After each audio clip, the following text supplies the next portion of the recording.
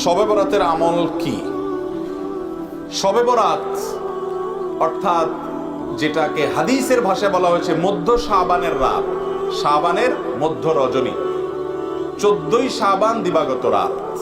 এটাকে আমাদের সমাজে বা পাক ভারত মহাদেশে এই অঞ্চলে, ইরানে, এই সাইডে শবে বরাত বলে। হাদিসে কোনো শবে বরাত নাই, হাদিসে আছে লাইলাতুন নিসফি মিন শাবান। তো যাই হোক, বরাত মানে যদি মুক্তি হয় তাহলে সে অর্থে ঠিক আছে। এই রাতে আল্লাহ তাআলা মুশরিক যারা শিরকে লিপ্ত, এই লোকগুলো ছাড়া, হিংসুক ছাড়া, বেদাতে লিপ্ত ছাড়া, যে ব্যক্তি সুন্নাহ মেনে চলতে চায় না, এই লোকগুলো ছাড়া বাকি সব ইমানদারদেরকে সাধারণ ক্ষমা ঘোষণা করে।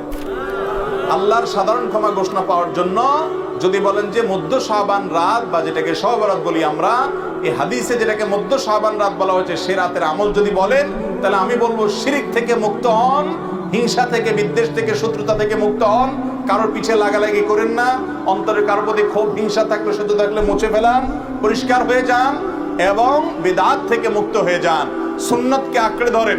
ইনশাআল্লাহ আপনি সাধারণ ক্ষমা আল্লাহর পক্ষ থেকে পাবেন।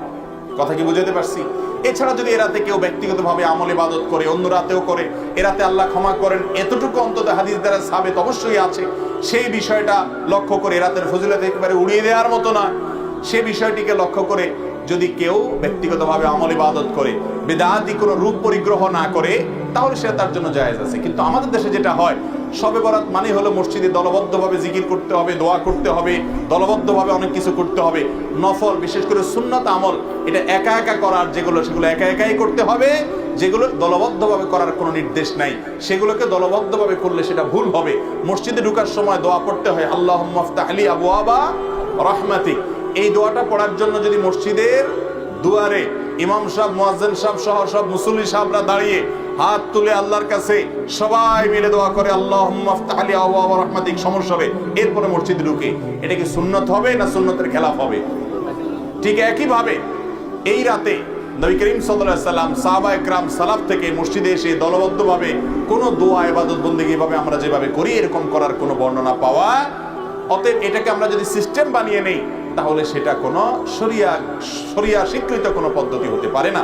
বিধায় এই রাতকে কেন্দ্র করে অনেক কাজ, বেশিরভাগ কাজগুলো আমাদের সমাজ যত কাজ প্রচলিত আছে, সব রাতকে কেন্দ্র করে বেশিরভাগই কোনো এগুলার কোনো অস্তিত্ব হাদিসে খুঁজে পাওয়া যায় না। যেমন হালুয়া খান, শবে বরাত মানে হালুয়া, এটা তো কমন আইটেম। ভাই হালুয়া কারো খাইতে চাইলে খান, ভিন্ন কথা, কিন্তু এই রাতে খাইতে হবে, এই হাদিস বানায়া, জাল হাদিস বানায়া খাওয়া জায়েজ নাই। আপনি এমনি অন্য সময় খান, এ রাত্রেও খান, কিন্তু আপনি অন্য কোনো সময় খান না। এটা এটার খাওয়ার ফজিলত বানাইছেন কি, যে নবীজির দাঁত ভাঙছে, সেজন্য হালুয়া খাইছে, তাই আমরা ভালো দাঁত নিয়ে হালুয়া খাইতেছি।